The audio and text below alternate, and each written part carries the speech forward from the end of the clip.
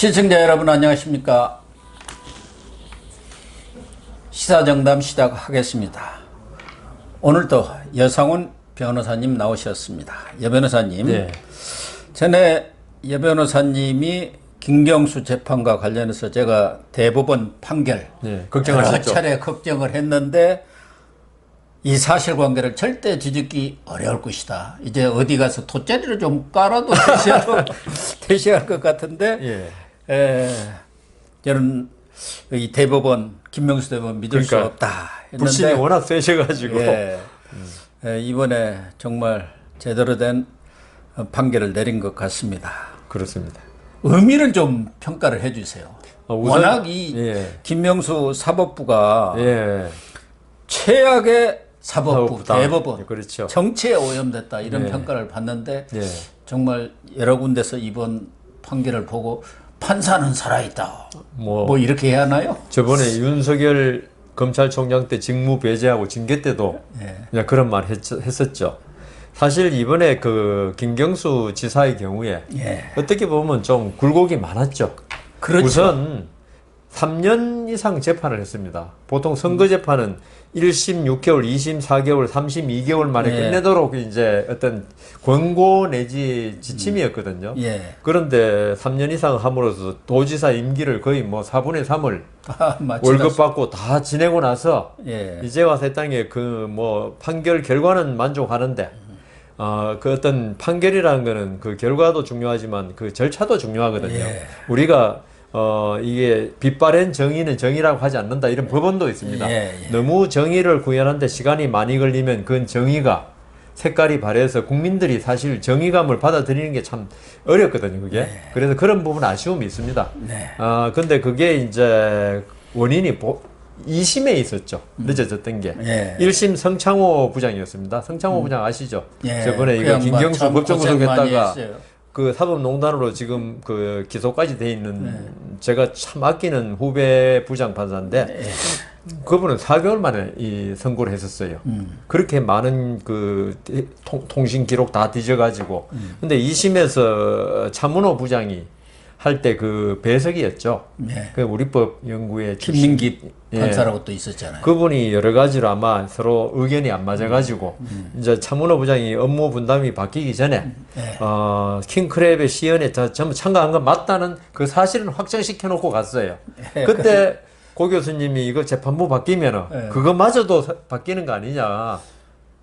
그리고 그 다음 재판부 함상훈 재판장이 와가지고 처음부터 다시 해보자. 한다니까 이게 뭔가 좀 이상하다. 거기서 바뀌지 않을까 이렇게 많이 생각하셨지만은 성창호 부장이 되게 재판을 잘하는 사람입니다.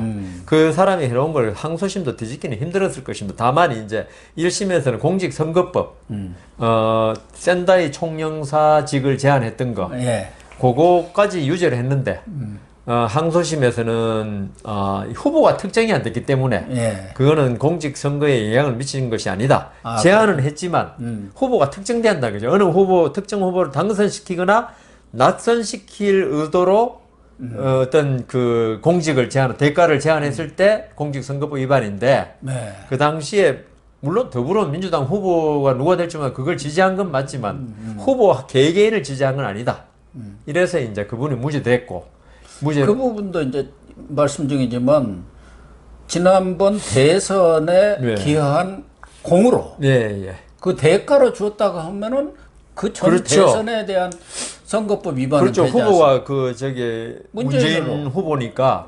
근데 아마 기소가 그렇게 안 되는 모양입니다. 그렇게 됐군요. 뭐 불고 불리의 원칙이라 그래서 법원은 검찰이 기소한 대로 재판하는 거지. 법원이 마음대로 이거 할 수는 없기 때문에 그래서 이제 대법원에서도 이 공직선거법 위반은 그 무죄가 확정됐지만 아까 말씀드린 업무방해죠. 그 컴퓨터 등 정보통신기기의 업무방해 바로 킹크랩을 사용해서 찬성 그렇다 여론 조작한 부분 그러니까 그걸 컴퓨터를 사용한 어떤 언론기관의 여론 조사 이런 걸 많이 왜곡시켰다.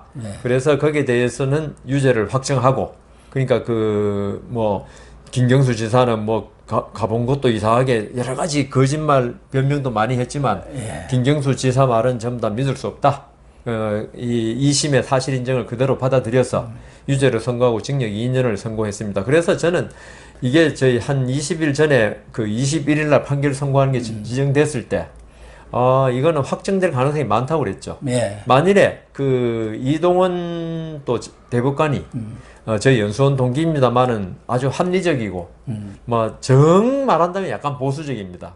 똑실한 기독교 신자이기 때문에 어떤 그 사람에 대한 신뢰를 가지고 있는 사람이기 때문에 보수적인 약간 분인데 그분이 또 소부 아닙니까? 4명 재판하는. 예.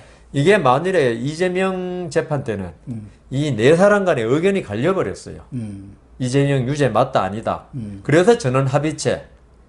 그렇게 김명수 되군요. 이제 소부에서는 한 사람이라도 대법관 4명 중에 한 사람이라도 결론을 달리하면은 이게 전원 합의체로 가도록 대부분 법원 조직법에 그렇게 돼 있어요. 그래서 이번에는 소부에서 했군요. 소부에서 했다는 거는 4사람 의견이 일치했다는 거고 일단. 예. 근데 보통 제가 또 대법원 근무했지만 연구관으로 있었잖아요. 예, 그러니까 주심 대법관 의견대로 가는 게 거의 그렇게 됩니다. 주심 대법관이 왜냐하면 기록을 제일 열심히 보기 때문에 다른 대법관님은 이런 말씀 드리면 우리나라 대법원을 약간 모욕하는 것 같아서 좀 조심스러운데 워낙 사건이 많아가지고 다른 사람 주심 사건에까지 미주알 고주알 하기 힘들고요. 주심 대법관이 내가 기록을 검토해 보니까 이러해서 이런 부분은 사실 인정이 맞고 법리도 맞다 이러면요. 특히 사실 인정에 관해서는 주심 대법관 의견을 따르는 게 보통입니다. 그건 이제 일반적인 사건의 경우이고 예.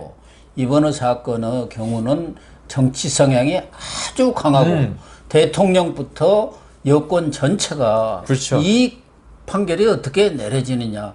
사실 이 김병수 구하기를 그렇죠. 이렇게 오래 끈 게 어떻게든 구해보자고 한 거 아닙니까? 그러니까 예.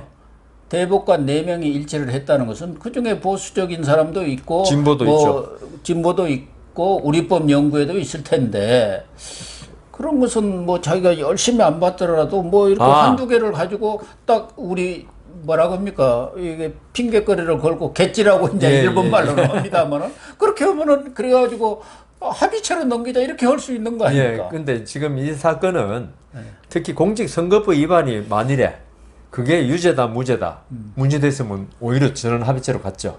그건 법리 문제니까 1심 유죄 2심 무죄면 사실 법리적으로 다툼이 있을 수 있다는 말이거든요. 그렇죠.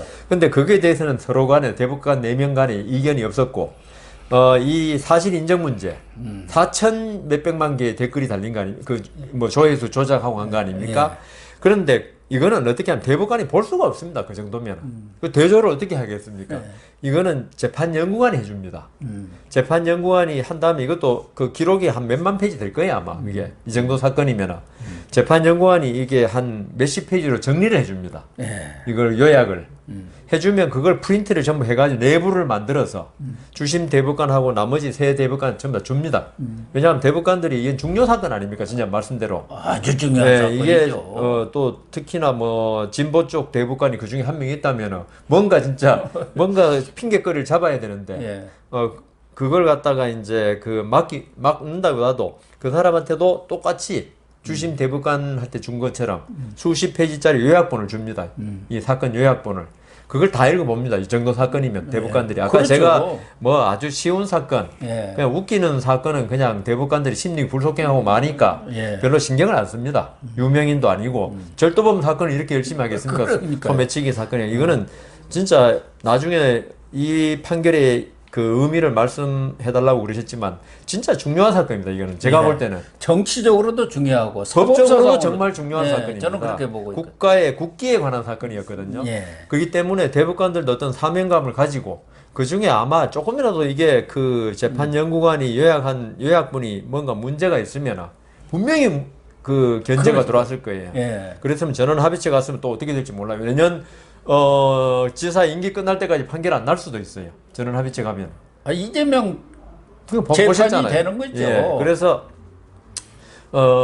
이 아무런 4명 다 이 사실 인정에 관해서 업무방해 이의가 없었다. 그래서 판결이 이번에 21일 그대로 났고요. 이 부분에 관해서 어떤 의미가 있느냐. 여기에 대해서 여당에서 그러더라고요. 그 당시에 문재인 후보가 압도적이었기 때문에 이런 댓글로 무슨 영향이 없는데 예. 그런 말을 하면서 이 판결을 그럼 댓글 그 조작을 왜 했겠냐 김경수 지사가 그 말을 하더라고요. 네. 그런데 참 저는 그걸 보고 이 민주주의의 기본을 모르는 사람이다. 민주주의에서는 있죠. 제가 이 자리에서 한 100번 이상 말했을 것이지만은 어떤 결과도 중요하지만 절차가 더 중요한 거다. 민주주의에서는 과정, 법치. 절차. 예. 그 법치에서 100% 99% 이긴다 그래도 그 절차가 잘못되면 있죠. 그 정당성이 훼손되는 겁니다. 이게 물론 이제 그 문재인 대통령이 그때 40 몇 프로로 아마 당선됐어요. 41.1. 과반이 안 됐어요. 예, 안 됐죠. 예, 안 됐는데 거기에 그렇게 한다고 해서 이 절차가 그 댓글 조작이 없었더라도 당선된다 그 말로 이렇게 넘길 문제가 전혀 아니에요. 그렇죠. 왜냐하면은 그러면은 이게 그런 식으로 자꾸 나가다 보면은 절차를 무시해도 된다 이 말이 될 수 있어요. 결과만 좋으면 좋다. 예, 뭐 결과가 그런 식으로. 자기들 생각하는 그 지금 우리 진보가 이야기하는 정의, 예. 이 정의에 맞으면 절차는 무시해도 된다는 이 말이 되거든요. 네. 근데 민주주의라는 건 있죠. 절차를 우리가 왜 중시하냐면 소수자를 보호하기 위해서 그래요. 다수자한테는 절차란 게 큰 의미가 없어요. 의미가 없다기보다도 그 절차적 보호를 안 해도 네. 권력을 가지고 있기 때문에 보호를 받기 때문에 절차에 대해서 큰 의미를 안 두는데 민주주의에서 제가 이 법조인들이 절차를 중시하는 건 있죠. 이게 소수자 보호예요. 그렇죠. 소수자가 절차까지 다수자가 그걸 무시해버리고 법 집행을 하거나 권력을 휘두르면요. 그 우리나라는 이제 소수 민족이라든가 이제 뭐 이런 게 없으니까 덜하지만 미국 같은 경우 왜 절차를 중시하느냐? 소수가 엄청나요. 아시아, 그다음 그렇죠. 흑인, 무슨 라틴, 히스패닉 뭐 해가. 그러니까요. 워낙 다양한데 이번에 그 바이든이 대통령 된 것도 사실은 그 플로이드 그 사망 사건 아닙니까? 예, 흑인에 예. 대한 어떤 경찰의 그 무자비한 진압으로 이래가 죽었다. 그렇기 때문에 그런 게 있죠. 만일에 미국도 1800년대 노예 해방되기 전이다. 그러면 흑인 한 명 죽는다고 눈도 깜짝 안 해요, 백인들이. 그러겠죠, 뭐. 예. 이번에도 백인들이 많이 반발감을 내심으로 가졌더라고요. 그 부분에 관해서. 그런데 미국이 이렇게 민주주의가 되면서 이 흑인들 목숨도 소수지만 중요하다. 그래서 여기 흑인 하나를 처벌하더라도 절차를 지켜야 된다. 이거거든요. 네. 그게 민주주의의 완성입니다. 절차대로 한다는 거. 사실 힘 있는 사람은 있죠. 절차대로 하는 게 귀찮아요. 아니, 우리가 촛불 정권이고, 우리가 말하는 게 정의고, 이번에 박범계 장관도 뭐 절차적 정의라는 희한한 말을 해가지고 그랬는데, 자기들이 정의를 전부 독점하고서 있을 때, 우리가 말하는 정의를 실현하기 위해서는 이 절차라는 게 필요 없다 할 때 나라는 독재로 가는 거거든요. 그런데 이번에 김경수 지사 재판이 나오고 하면서 이걸로 뭐 문재인 대통령이 물러날 사람도 아니고 그 청야 뭐 그것도 사과를 하면 안 된다는데 뭐 물러날 건 아니지만 이거는 문재인 대통령의 어떤 정통성, 정당성 자기들 말대로 이게 없더라도 당선될 수 있어요. 그렇지만 그거 아니다 이거죠. 이거는 민주적 정당성이 없는 대통령이다 이거죠 내 말은. 기본적으로 또 하나는 뭐 문재인 정권의 정당성, 정통성 문제도 있지만 이 민주주의라는 건 선거를 기반으로 그렇죠. 하는 거 아닙니까? 그게 기초가 되는 거 아니에요? 예. 선거를 예. 통해서 대의제 민주주의를 하는데 그 대의제 민주주의 자체를 지금 그렇죠. 이번에 흔들어버리는 그거죠. 지금 뭐 오늘 뭐 주제는 아니지만 송철호 예. 당선이라는 그러니까 그런 사건을 쭉 보면 있죠. 지금 사실 민주주의에서 가장 중요한 게 선거고요. 그다음 그 선거의 정당성을 보장한 게 언론의 자유, 그다음 표현의 자유입니다. 그게 전부 다 선거를 제대로 치르기 위해서 필요한 자유들이 그렇죠. 그겁니다. 예. 그 언론의 자유가 없으면 이 정권이 어떤 포악무도한 짓을 하더라도 이걸 견제할 수 없고요. 그게 견제할 수 없으면 결국 다음 선거에서 지금 우리 후진국들은 있죠. 그 민주주의가 덜 발달한 나라들은 언론이 전부 다 묶여있기 때문에 네. 어떤 독재자의 어떤 그 포악함을 갖다가 국민들한테 알릴 수도 없고 이러다 보니까 선거만 하면 이겨요 계속. 예. 그게 선거가 거의 의미 없는 선거가 됐는데 그래서 이번에 이 사건에서 김경수 지사 사건에서 우리가 알 수 있는 게 있죠. 이 민주주의에서 가장 중요한 게 선거였고 댓글 조작도 결국 언론 자유, 네. 표현 자유의 침해입니다. 예. 예. 그렇죠. 결국은 선거 자유를 침해했지만 선거의 공정성을 그 앞서서 그런 그 언론사 그 글에다가 댓글 가짜로 달고 그러니까 그 로봇 소프트웨어 이용해가 킹크랩이라는 그게 결국 표현의 자유, 언론의 자유를 침해한 거고 그걸로 인해서 선거가 망가졌기 때문에 결국은 이번 김경수 지사 사건은 이게 헌법적으로도 그렇고 아까 정치적으로 말씀하셨는데 우리나라 민주주의의 큰 시련에 직면한 사건이고 이게 제대로 처벌이 김경수 지사 징역 2년 처벌로 끝나면요 이거는 문어란다 꼬리 자르기 도마뱀 그렇게밖에 안 돼요. 그러니까 정작 그 선거로 인해서 대통령이 된 분이 법적인 책임은 아직은 모르겠어요. 공모가 어떻게 되는지 모르기 때문에. 그렇지만 정치적으로는 큰 책임을 져야 되는데 그게 문재인 대통령이 스스로 지시를 하고 그 보고를 안 받았다 합시다. 예를 들어서 하더라도 자기의 대변인 아니었습니까? 김경수 지사 당시 선대본부의 대변인이라면 있죠. 바로 후보의 복심입니다. 아니 대변은 후보를 대변하는 그러니까요. 거예요. 후보 마음을 그대로 전하고 사실 뭐 그 비서실장하고 사무총장 정도지. 근데 실제로 국민과 소통하고 모든 후보의 마음을 생각을 전하고 하는 건 대변인이거든요. 대변인이죠. 그렇다면 일심동체라고 봐야 됩니다. 그런 사람을 대변인. 그래서 우리가 김경수 지사를 문재인 대통령의 복심 또는 뭐 이번에 사실 이 재판하기 전에는 기소되기 전에는 유력한 차기 주자로 봤거든요. 그렇게 봐요. 그렇다면요. 김경수 지사의 지위가 단순한 선대본부의 한 구성원이 아닙니다. 문재인 대통령과 거의 같은 동일체로 봐야 되거든요. 그러면 이번에 김경수 지사 징역 2년 받고 지금 이제 좀 이따 이제 감옥에 수감될 건데 그걸로 법적인 처벌로 끝나는 문제가 아니고요.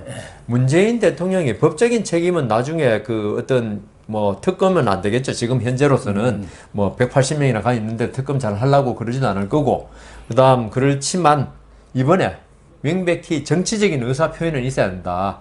여기에 대해서 본인이 어떻게 책임질 것인지. 그런 게 있어야 되기 때문에, 김경수 지사 처벌받은 걸로 우리 모든 게 끝났다. 이래서는 절대로 안 된다. 그러니까 이번 허익범 특검에서는 김경수 개입 여부에 대해서만 수사를 했지. 그렇죠. 그 윗선에 김경수를 누가 지시를 했고 그런 또 보고를 혹시 했는지 안 했는지 윗선 수사, 몸통 수사는 안 한 것 아닙니까? 안 했죠. 그 특검에 한계가 그렇게 정해져 있었을 거예요. 그러나 이 김경수가 이렇게 유죄가 확정된 거 보면은 여러 측면으로 봤을 때 문재인이 나는 몰랐다. 이렇게 하기에는 너무 큰 사건이라도 설득력이 좀 떨어지는 것이죠. 그러니까 제가 말씀드린 대로 문재인 대통령이 지시했는지 보고받았는지 지금 앞으로 이제 진상조사가 분명히 이루어져야 됩니다. 이거는 앞으로 이런 일이 반복돼서는 안 되거든요. 그러니까 지금 퇴임 후에. 그러니까 지금 여권이 국정원 댓글 사건 때 박근혜 전 대통령한테 엄청난 공세를 가했어요. 뭐 정치적 책임을 묻기도 하고. 그래서 국기문란이라고 난리 법석을 쳤죠. 국기문란의 말이 하도 많이 나오니까 국기문란에 대해서 좀 무감각해졌는데요. 이걸 아까 제가 말씀드린 대로 자유민주주의, 법치주의 대한민국의 기본입니다. 이거는 마치 기본이 흔들리면 그 위에 있는 집이 주춧돌이 무너지면 집이 삼풍백화점처럼 되는 거 아닙니까? 그때도 삼풍백화점도 결국 그 기둥이 무너진 거 아닙니까? 그래서 저는 고 교수님 말씀대로 나중에 명백히 진상 규명은 돼야 된다. 문재인 대통령이 어느 정도 개입됐는지. 근데 저는 지금 드린 말씀은 그건 나중에 법적인 문제고 설사 지시를 안 하고 보고를 안 받았다 하더라도 자기의 대변인인 김경수 지사가 이번에 개입된 걸로 해서 유죄 선고를 받았으면 있죠. 문재인 대통령은 법적인 책임을 떠나서 다 몰랐다 하더라도 분명히 뭔가 정치적인 어떤 책임을 지는 자세가 나와야 한다는 거죠.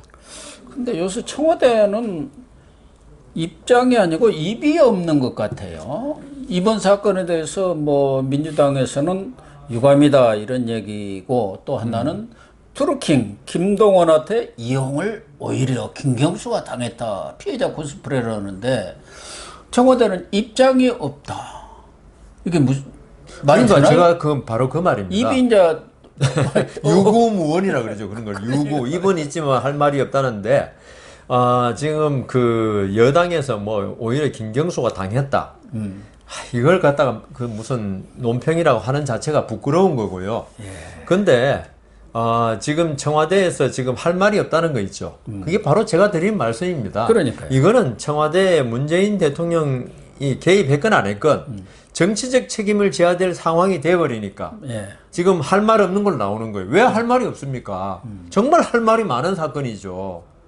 뭐 그럴 것 같아요. 문재인은 속으로 김경수 너도 좀 그런 거 안 걸리게 좀 제대로 잘하지. 했어야지 잘해야지 왜 이렇게 해가지고 네, 나를 사태를 꼬이게 만들고 나를 또 저기 저 양산에 가서 좀 편히 쉬려고 했는데 그것 때문에도 서울 많이 오르락내리락 해야겠다 뭐 이런 생각 하지 않을까요? 뭐 하여튼 저기 문재인 대통령 비롯 정무수석 이철이 수석 이런 전부 다 이 문제에 대해서는 있죠. 할 말이 없는 거예요, 진짜. 할 말이 없는 게 아니고 우리가 뭐 잘했다. 그다음 김경수 그렇죠. 그 참 누명 썼다. 진짜 드루킹 말만 듣고 처벌받았다. 이런 말을 할 수가 없는 사태에 이르렀잖아요. 그렇다면 김경수가 대법원에서 유죄 확정 판결로 구속됐다. 그러면 문재인 대통령은 진짜 내가 전혀 개입 안 돼. 지 혼자 김경수 지 맘대로 그렇게 했다. 그 말을 할 수가 없는 거예요. 대변인이고 자기와 일심동체인 사람이기 때문에. 그렇죠. 거기에 대해서 어떤 정치적인 그 어떤 책임을 지는 자세의 말이 나와야 되는데 문재인 대통령이 4년 동안 제일 하기 싫어했던 게 사과하는 거. 절대 안 하죠. 예, 그다음 무슨 이번에 청해 부대 사건에도 예. 절대 안 하고 그 안이하게 해가지고 지금 국민들한테 욕먹고 있잖아. 책임져 그거 아닙니까? 그게 모든 게 그래가서 이번에는 정말 큰 책임을 져야 되는 사안이잖아요. 그 문재인 대통령이 제일 하기 싫은 사태가 벌어진 거죠. 예. 그러니까 청와대가 지금 뭐 할 말이 없다는 식으로 지금 얼버무리려 했는데 이게 결국은 엄청난 부메랑에 대해서 돌아오지 않을까. 지금 빨리 뭐라도 있죠. 그 정치적 책임을 지는 말을 지금 언급을 내놔야지. 이렇게 할 말 없다는 걸로 이게 끝날 사안은 아니다.